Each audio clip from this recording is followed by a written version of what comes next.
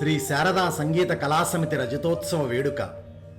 ఆధ్యాత్మిక మార్గంలో భగవన్నామ స్మరణ యొక్క విశిష్టతను తెలియచేసే ప్రక్రియ హరికథ.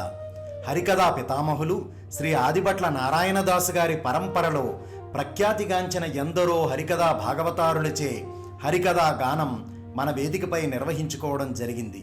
వాటిలో కొన్ని మధుర ఘట్టాల సమాహారం.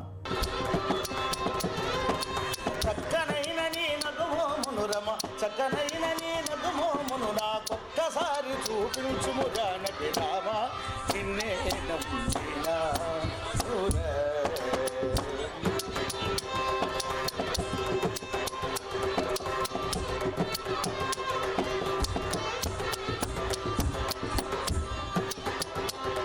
రఘురామ రామ కోదండ రామ కళ్యాణ రామ రమ రామ రామ రమ రామ రామ రమ రామ రామ రమ రామ రామ రామ రామ రమ రమ రామ రామ రామ రామ రమ రమ రామ రమ రామ రమ రామ రమ రామ రమ రామ రమ రామ రమ రమ రామ రమ రామ రమ రామ రామ రామ. వీళ్ళు చెప్తున్నారు రామోజీ లక్ష్మణుడు గోదావరి తీరమందు మా స్థలము భద్రాచలమందు, గోదావరి తీరమందు మా స్థలము భద్రాచలమందు.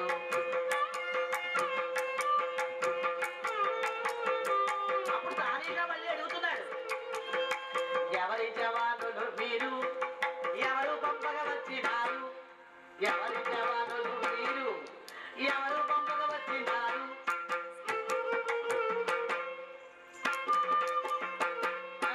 మళ్ళీ రామోజీ లక్ష్మణులు చెప్తున్నారు, దాస జవానుల మేము రామదాసు పంపగా వచ్చినాము, దాస జవానుల మేము రామదాసు పంపగా వచ్చినాము. అప్పుడు తానిషా మళ్ళీ అడుగుతున్నారు, ఏవి నామములు బీవి, ఏవి నియమములు బీవి, ఏవి నామములు బీవి, ఏవి నియమములు బీవి.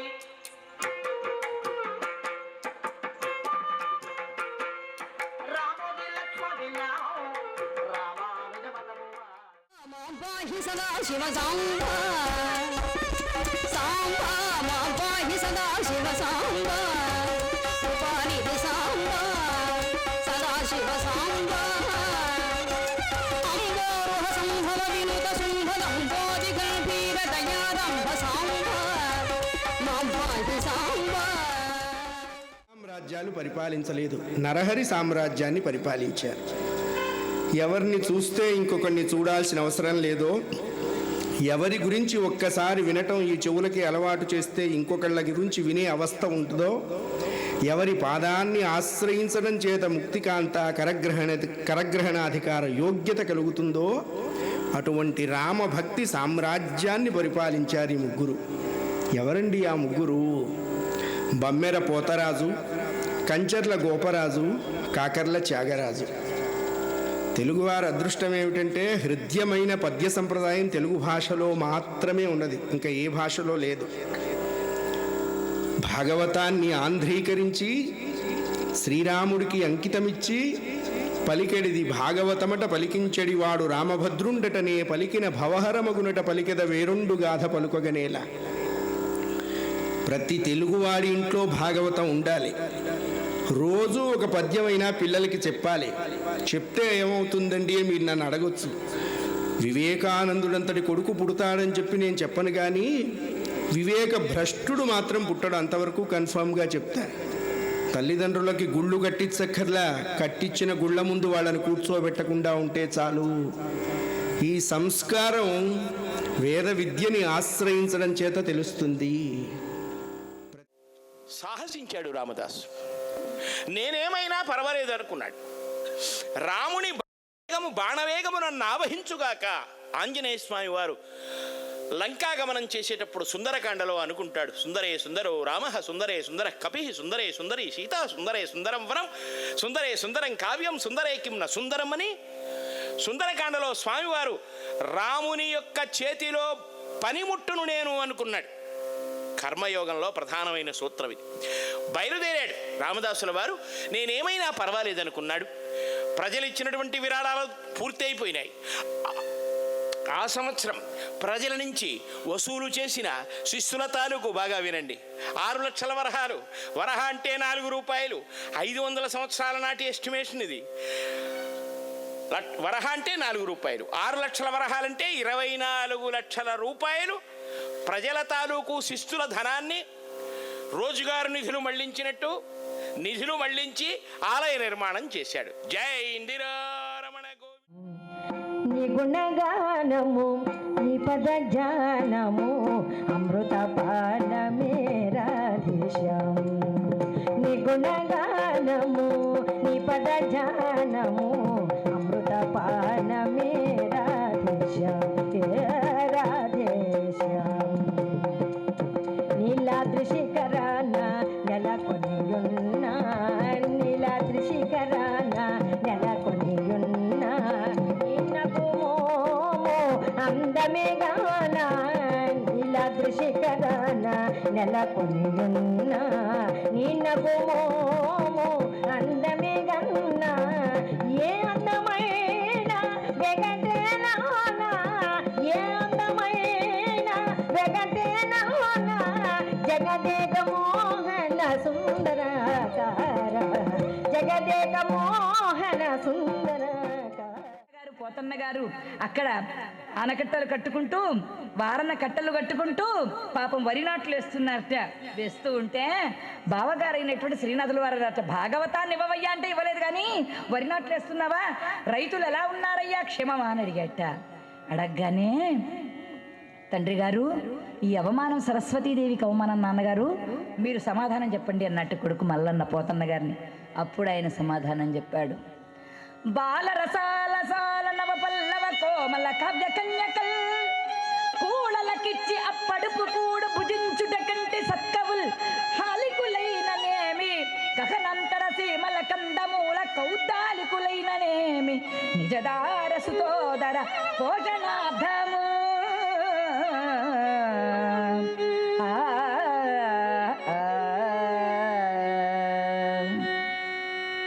లేలేత మామి చివురుల వంటి కావ్య కన్యలను ఆలుబిడ్డల కడుపు నింపడం కోసమని, భార్యా బిడ్డలను పోషించడం కోసమని, కాముకులైనటువంటి రాజులకి పొట్టకుట్టి కోసమని కావ్య కన్యలను భాగవత కన్యను అమ్ముకోవడం కంటే మేము అడవులలోనికి వెళ్ళి కందమూలాలైనా తింటాము, కానీ మా కావ్య కన్యలను మేము అమ్ముకోము. మేము హాలికులైననేమి కందమూల కౌద్దాలికులైననేమి అని పోతన్న గారు సమాధానం చెప్పాడు. అటువంటి మహానుభావుడు గండపిండేరేది సన్మానాలకు ఆశపడలేదు. గోపాల బాల లీలల్ని కొనియాడుతూ మధుర భావంతో నిరంతరం కూడా స్వామినే ప్రార్థిస్తూ ఉంటే భక్తి లోకాలలో తేలియాడుతూ సర్వ ప్రపంచంతో పని లేకుండా, తల్లిదండ్రుల యొక్క ధ్యాస కూడా లేకుండా, తన తల్లి తండ్రి గురువు దైవము తన భర్త అన్నీ ఆ స్వామి అనుకుంటూ అలా లీనమై సర్వ ప్రపంచాన్నే మరిచి ఆ స్వామి సన్నిధిలో ఉంటే భక్తి ఎక్కడుంటుందో భగవంతుడు అక్కడుంటాడు. భక్తుడు భగవంతుడు కోసం ఎంత పరితపిస్తాడో భగవంతుడు కూడా భక్తుడు కోసం అంత పరితపిస్తాడట. ఇక్కడ స్వామి కోసం పరితపిస్తూ ఆ స్వామి పాదాల చెంతనే నిరంతరం కూడా ప్రపంచాన్నే మరచి భక్తి లోకాల్లో తేలియాడుతున్న ఆమెకు ఒక శుభముహూర్తంలో ఇందుగలడు అంతులేడని సందేహము వలదు చక్రి సర్వోపగతుడు ఎందెందు వెదకు చూచినా అంతమాదే గలడు ధనవాగ్రని వింటే. తండ్రి ఎక్కడ ఉన్నాడు అక్కడ లేడు అనేటువంటి భావం లేదు, సర్వత్రా నిండి ఉన్నాడు. అందుచేత మీ ప్రయత్నం మీరు చెయ్యండి అని ఆఖరిగా ప్రహ్లాదుడు ఎప్పుడైతే జోతలు చేసి తండ్రి గారికి చెప్పారో, అయితే ఈ సభాభవనంలో ఉన్నటువంటి ఈనుప స్తంభంలో ఉన్నాడంటున్నావు కదా, అసలు ఉన్నాడో లేదో చూస్తాను అని చెప్పి తన దగ్గర ఉన్నటువంటి గదను తీసుకున్నాడండి. గిరగిరా తిప్పాడండి. తిప్పి ఒక్కసారి సభా మధ్యలో ఉన్నటువంటి ఉన్నటువంటి ఇరుపు స్తంభం హెడిల్లున గుర్తునంతనే పెళ్ళబెళ్ళబడంబున పకలిం పగ సగలు పొగలు నసపిసలు పెళ్ళబెళ్ళబడంబున పకలిం పగ సగలు పొగలు నసపిసలు ఉగ్రవేదనల సింహరూపమున ముక్కు స్తంభమున పొందనియు వటనాశమున పైరు మైదు విధి బట్టి యంత్రమంత చేతి నిధులము చీల్చి చంపినట్టి లోకమ జయ జగదీశ హరే మునిలింగ బలితిలా జయ జయ నరసింహ అవతార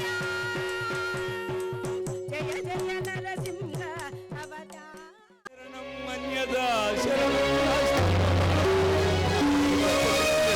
రావాలి స్వామి, పూర్తిగా భగవంతుని మీద బాధ్యత పెట్టేసి ఇంతవరకు నాకు శక్తి ఉంది, నేను లాగుతాను, దీన్ని ఎదిరిస్తాననుకున్న జీవుడు శక్తుడైపోయాడు. ద్రౌపదమ్మ కూడా ఆఖరి దశలో భీమున్నో ఈ పక్క అర్జునున్నో చూస్తే ఎవరు సహాయం చేయకపోతే అన్నా నువ్వు రాకపోతే ఈ చెల్లెలు బతకదన్నా అని ఆ రెండు చేతులు శరీరం మీద భ్రమ వదిలితే భగవంతుడి కరుణ కలిగింది. సంపూర్ణమైనటువంటి మనస్సు ఆయన మీద పడాలి. ఆ పడేంత వరకు నీ యొక్క భక్తి నిలబడాలి. అప్పుడు లోకానికి కనబడుతుంది నువ్వేమిటో, నీ స్థితి ఏమిటో, నీ పరిస్థితి ఏమిటో గోచరించబడుతుంది. ఆ పిలిచిన పిలుపు ఒక్కసారి ఈ జీవుడి యొక్క వేదన వైకుంఠానికి వినపడింది. యమలోకానికి వెళ్ళాడు. యమలోకంలో యముడు ఉన్నాడు భయంకరంగా 33 హస్తములతో 60 మైళ్ళ పొడవుతో పైగా విశాలమైన నేత్రములతో అగ్ని నిప్పుల వల్ల నేత్రములతో ఉన్నాడు. దండగరుండనై నరకలోక పాలకుండా తిలోక రక్షకుండా మహిషవాహనుండా యముడు యమలోకంలో ఉన్నాడు. నారద మహర్షి వెళ్ళాడు. నమో యమాయ నమః అన్నాడు. ఏమిటి నారద ఇలా వచ్చావే? అబ్బాయి ఏమీ లేదండి, మార్కండేయుని ఆయుష్ రేపే పూర్తవుతుంది. అది ఏమన్నా నీకు తెలుసో తెలియదో గుర్తు చేసి పోదామని వచ్చాను అన్నాడు. అమ్మో, అప్లికేషన్స్ ఎప్పుడో వచ్చేసినాయి, నా భటులు రేపే వెళ్ళి ప్రాణం తెచ్చేస్తారు, ఆ ఆత్రపడబాకు, కట్టుకున్న ఇళ్ళైనా మర్చిపోతా, మానవుల ప్రాణాలు మాత్రం మర్చిపోను సుమా అన్నాడు. అదే నాకు కావలసింది. ఏమీ లేదయ్యా, బ్రహ్మదేవుడు చిరంజీవిని దీవించాడు. శివుడు సార్థకం చేసుకోవడానికి చిరంజీవిగా చేస్తాను పో అన్నాడు. మరి బ్రహ్మదేవుని దీవెనయో శంకరుని శాసనమో నీ కాల పాశమో నిరూపించుకో అన్నాడు. నా కాల పాశానికి గరల కంఠుడైన సముద్రుడైన రుద్రుడైన విధాత అయిన నారాయణమూర్తి అయిన 14 లోకంబులైన పరాక్రాంతులు కావలసిందే. నా కాల పాశానికి దాసత్వం చేయవలసిందే. రేపే వెళ్ళి వాడు ప్రాణములక్కడ వస్తాను అని చెప్పగానే అమ్మయ్యా గుర్తు చేసిపోదామని వచ్చానయ్యా, వెళ్ళొస్తా. ఈ హరికథా భాగవతారులందరికీ వినమ్రంగా ధన్యవాదాలు తెలియచేసుకుంటున్నాం. శ్రీ శారదా సంగీత కళాసమితి, అనపర్తి, తూర్పుగోదావరి జిల్లా, ఆంధ్రప్రదేశ్. మా వెబ్సైట్ www.srisaradasangitakalasamithi.com.